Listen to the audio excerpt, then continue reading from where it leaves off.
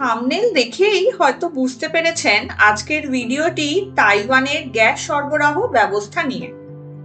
এই নিয়ে বেশ একটা মজার গল্পও আছে। শেষ পর্যন্ত ভিডিওটি দেখার অনুরোধ রইল।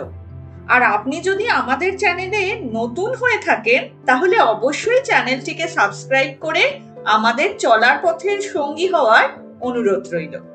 চলুন আজকের গল্পটি শুরু করা যাক। এখানে জানেন তো ভারতের মতন ডোমেস্টিক ইউজের জন্য গ্যাস সিলিন্ডারের ব্যবহার নেই, তবে হোটেল, রেস্টুরেন্ট এসব জায়গায় এইরকম গ্যাস সিলিন্ডার ব্যবহৃত হয়। ডোমেস্টিক ইউজের জন্য গ্যাস সিলিন্ডারের ব্যবহার না থাকায় এখানে রান্নার গ্যাসের সরবরাহ হয় সেন্ট্রাল লাইনের মাধ্যমে। এই যে এটা হলো গ্যাসের লাইন, আর এখানে এই যে ভাল্বটা দেখছেন এটা হলো গ্যাস সাপ্লাই অন করার ভাল্ব। আমরা এখানে আসার আগেই গ্যাস স্টেশন থেকে লোক এসে এই ভাল্বটা অন করে দিয়ে গ্যাস মিটার সেট করে একদম গ্যাসের লাইনটা চালু করে দিয়ে গিয়েছিলেন।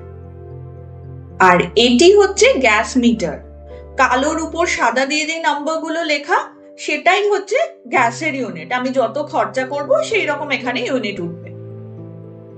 এই যে এই গ্যাসের লাইনটি দেখছেন এটা এইভাবে বাইরের বারান্দা থেকে রান্নাঘরের মধ্যে গিয়ে ঢুকেছে।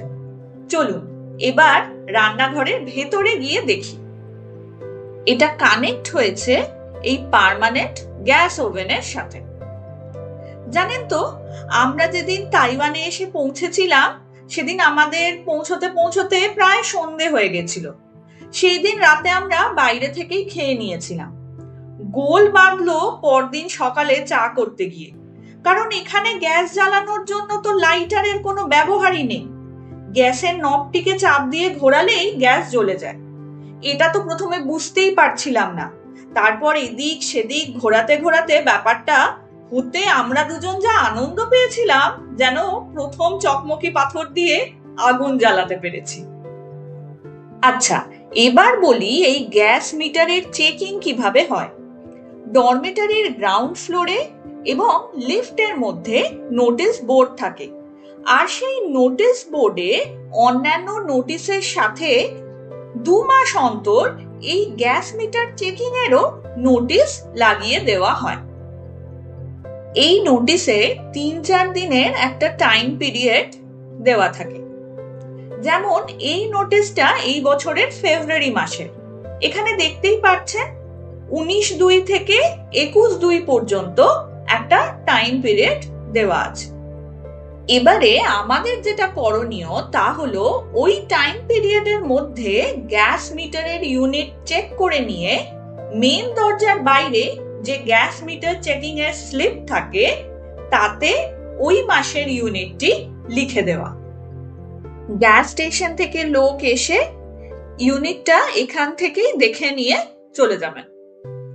তবে এখানে আসার পর প্রথম অভিজ্ঞতায় আমি বুঝতে পারিনি যে আমাকে নিজেকে ওই ইউনিটটা দেখে এই স্টিকি প্যাডে লিখে দিতে হবে।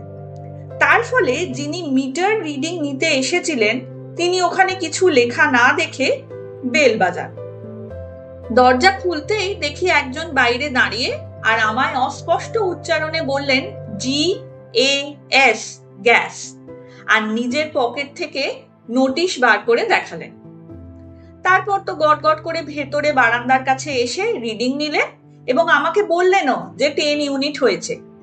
আমি আবার তাকে জিজ্ঞাসা করায় তিনি মোটামুটি হিসেব করে জানিয়েও দিলেন 252 ইউয়ান মতন পে করতে হবে। বেরোনোর সময় দরজার বাইরে স্টিকি প্যাডে উনি নিজেই ইউনিটটা লিখে দিলেন। আমার আবার এর মধ্যে হঠাৎ মাথায় এলো গ্যাসের টাকা কোথায় জমা দেব। তো জিজ্ঞেস করায় উনি জ্বালানের ফ্যামিলি মার্টে জমা দেওয়া যাবে। আর আমার বারান্দা থেকে তো ফ্যামিলি মার্টের এই পেছন দিকটা দেখাই যায়। উনি আবার আঙুল দিয়ে দেখিয়েও দিলেন যে ওখানে। কিন্তু আমার প্রশ্ন সেটা ছিল না। আমার প্রশ্ন ছিল ফ্যামিলি মার্টের লোকেরা আমার টাকার পরিমাণটা জানবেন কি করে। উনি তো এখানে ইউনিটটা লিখে দিয়ে চলে গেলেন। এটা জিজ্ঞেস করায় উনি আমাকে চৈনিক ভাষায় কি সব বলতে লাগলেন, যা এক বর্ণ আমার বোধগম্য হলো না।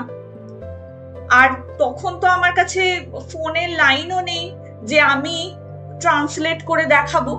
যাক, আমি নিরুপায় হয়ে দরজায় লাগানো স্টিকি প্যাড ধরে টানাটানি শুরু করে বোঝাতে চাইলাম যে এটা নিয়ে আমাকে যেতে হবে কিনা। তা দেখে উনি তো হাহা করে উঠলেন এবং আবার দুর্বোধ্য ভাষায় নানা কথা বলতে লাগলেন। আর সব শেষে আমাকে বললেন ওকে, কিন্তু আমি তো বিল আসবে কিনা সেটা বুঝতে পারছি না, এবং সেটা যতক্ষণ না জানতে পারছি ততক্ষণ ওকে কিছুতেই বলছি না। যা দেখে উনি আবার প্রথম থেকে আমাকে পুরোটাই বলছেন, কিন্তু চৈনিক ভাষায়। এরকম ভাবে প্রায় 8 ঘন্টা চলতে লাগলো। শেষে উনি শুধু দুটো ইংরেজি ওয়ার্ড বললেন, একটা হলো বিল আর আরেকটা হলো মেল বক্স। তাতে আমি বুঝতে পারলাম যে হ্যাঁ, বিল আসবে মেল বক্সে এবং সেই বিল নিয়ে ফ্যামিলি মার্টে গিয়ে পেমেন্ট করতে হবে। সেটা জেনে আমি তো হাফ ছাড়লাম আর উনিও হাফ ছেড়ে বাঁচলেন। আর পুরো জিনিসটা ভেবে নিয়ে দুজনেই এক প্রস্থ হেসে নিলাম। উনি যাওয়ার আগে আমাকে বাই বাই করে জানিয়ে গেলেন আবার 2 মাস পর উনি আসবেন মিটার রিডিং নিতে।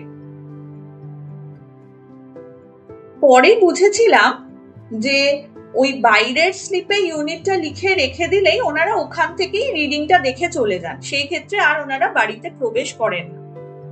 আর কেউ যদি বাইরের স্লিপে ইউনিটটা না লিখে রাখেন এবং সেই সময় বাড়িতেও উপস্থিত না থাকেন, তাহলে ওনারা একটা রিমাইন্ডার নোট দিয়ে যান দরজার বাইরে, এবং সেই ক্ষেত্রে গ্যাস স্টেশনের ওয়েবসাইটে গিয়ে সব ডিটেলস দিয়ে মিটার রিডিংটা নিজেদেরকে জানিয়ে দিতে হবে। এখানে বেশ কিছু কনভিনিয়েন্ট শপ আছে, যেমন এই ফ্যামিলি মার্ট বা 7-Eleven, এবং এই কনভিনিয়েন্ট শপগুলোতেই আমরা সব ধরনের বিল পে করতে পারি। সে গ্যাসের বিল হোক বা ইলেকট্রিক বিল বা ওয়াটার বিল, ফোন বিল, সব কিছুই আমরা এই ফ্যামিলি মার্টের থ্রুতেই পে করি। আজকের ভিডিওটি এখানেই শেষ করছি।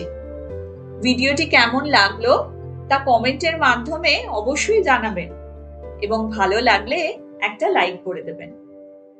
আজ আসি, আবার দেখা হবে নতুন কোনো ভিডিওতে। লাগলে ভালো চ্যানেলটা বাজিয়ে দিন বেলটা।